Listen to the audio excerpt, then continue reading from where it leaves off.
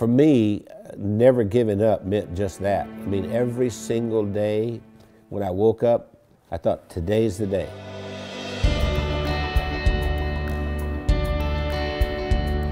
I was the second son in a sharecropper's family, and a sharecropper means that you don't own anything. I mean, you work for someone else who's the landowner.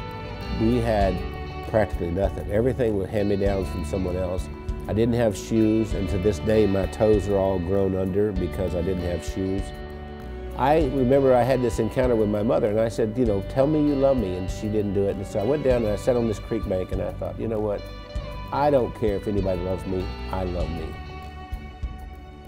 I made a list of goals that I wanted to accomplish, and they were laughable because I didn't even have 2 nickels to rub together, but my first goal was I was going to be a millionaire by the time I was 35. Number 2, I was going to have food to eat because we were always hungry. I mean, my little brother and I used to make mud pies to stop the hunger pains, and I was going to travel all over the world. Those were my goals.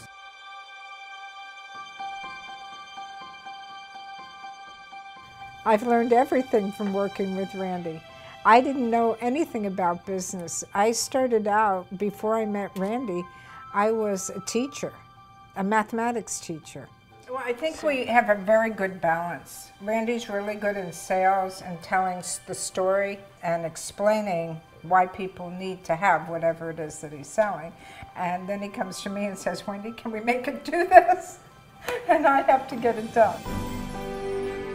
We started working together, and we were together all the time doing things, and that we just, you know, couldn't be without each other. Yeah, once she got exposed to me, it was downhill from there. I mean, she could not last a day without me. That's probably true. That's what the COO does here. Does hair? She preps me. Spit on it, honey, like you used to do. I never spit. We retired a few times. Did he tell you that? We've tried retirement 3 times, but we never figured out exactly how to do it because we've worked all of our lives. We took a year and we traveled around the world. Then when the decision of the day became, where are we having breakfast? I thought, we're in trouble. If I were giving you advice and you were meeting Wendy for the first time, I would tell you, don't get your feelings hurt if she uses her phone while she's meeting with you. Hey, Kim. Hey, Chris. Okay. I'll see you in the morning. All right. Bye. Bye-bye. I kind of feel like a triage nurse at a hospital. And every week I go in and I reprioritize. No, I'm not approving that. I think what drives Wendy is her desire to be the best and provide the best of service to everyone. Awakened at 2:30 in the morning, and I hear this little click, click, click, click, click, click, click, click. And it's Wendy over there looking something up at 2:30 in the morning.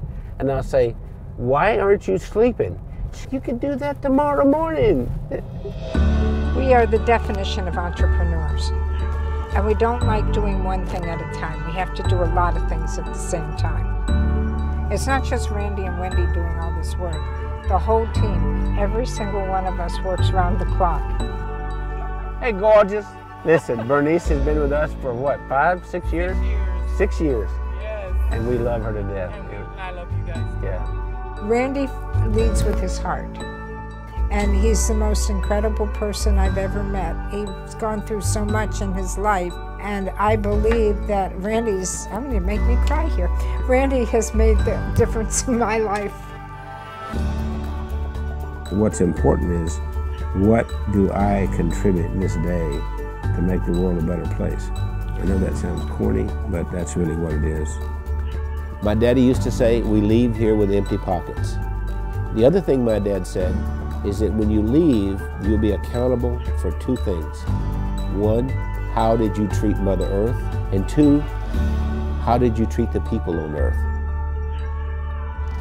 I feel that I have found joy and that I've given joy, and I think there's a lot more joy that we can give.